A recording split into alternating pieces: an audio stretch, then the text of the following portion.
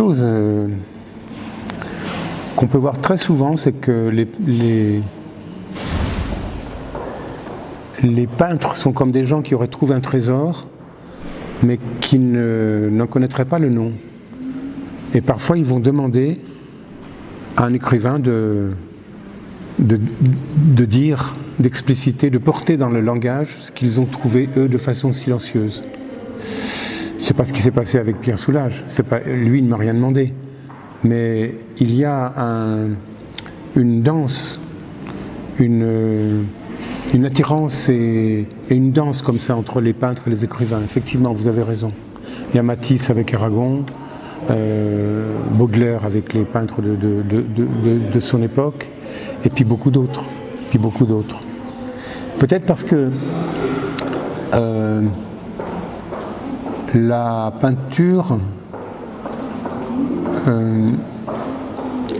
est une matière de silence. Et que curieusement, ce silence peut-être est encore plus fort quand il est exprimé, quand il est verbalisé, peut-être. J'ai dans la poitrine à gauche quelque chose qui s'appelle le cœur, et j'ai ouvert ça un jour. Et j'ai vu des reflets et des lueurs que j'ai découverts beaucoup plus tard, des dizaines d'années plus tard, dans cette peinture-là précisément. Et dans elle, peut-être exclusivement. D'une manière plus simple, j'ai découvert cette peinture il y a un peu plus d'une dizaine d'années, 10-15 ans. Et notamment dans ces lieux, dans ce musée Fabre, dont j'aime beaucoup l'agencement. Et il a beaucoup de grâce, entre autres de donner il a une proposition très généreuse pour le spectateur. C'est-à-dire qu'il y a à peu près, sinon toutes les époques, du moins il y a beaucoup d'époques de peinture. Donc cet après-midi, j'ai regardé à nouveau les toiles de Pierre Soulages. Et puis j'ai regardé aussi quelques Courbet. Ils étaient voisins l'un de l'autre. C'est le principe des musées. Mais c'est une grande richesse qu'un tableau de Courbet et aussi un tableau de Soulages. Donc trouver tout ça et d'autres aussi réunis ici, c'est une joie. Oui, c'est une autre partie de son travail. Le point commun entre l'abbatiale de Conques et les vitraux un peu laiteux, un peu à moitié opaques, et qui filtrent la lumière, qui sont comme des douaniers pour la lumière, qui demandent à la lumière ses papiers, et qui font que la lumière, peut-être parce qu'elle est foncièrement timide, change de couleur, souvent, dans la journée.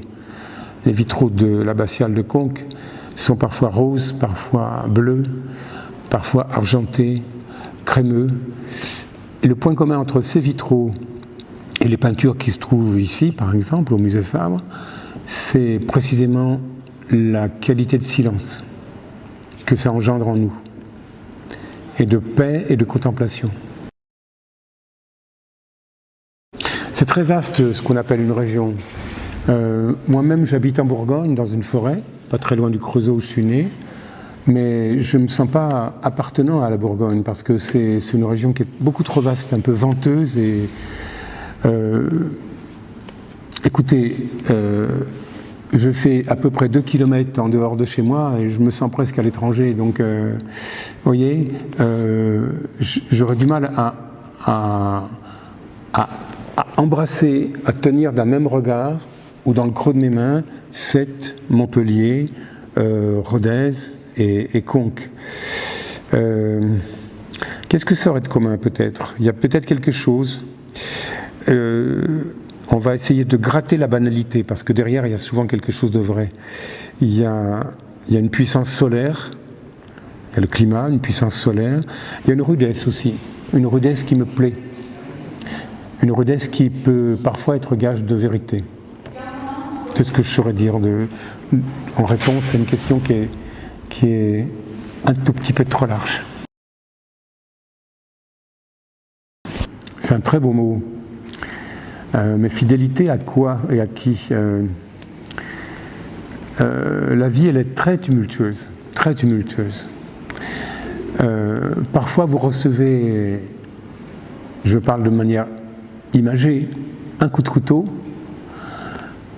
parfois vous en donnez un aussi, puisque personne n'est innocent de sa propre vie. Alors, être fidèle, je crois que c'est la plus belle chose. Peut-être faut-il d'abord, avant tout, être fidèle à soi-même, à quelque chose, à quoi on croit, que l'on estime plus que tout, peut-être même plus que notre image, plus que notre place dans le monde, quelque chose qui est en nous, qui n'est pas nous et que l'on estime plus que tout et qu'on veut absolument préserver. Cette fidélité-là, me semble-t-il, elle est la racine de la vie. Merci à vous deux.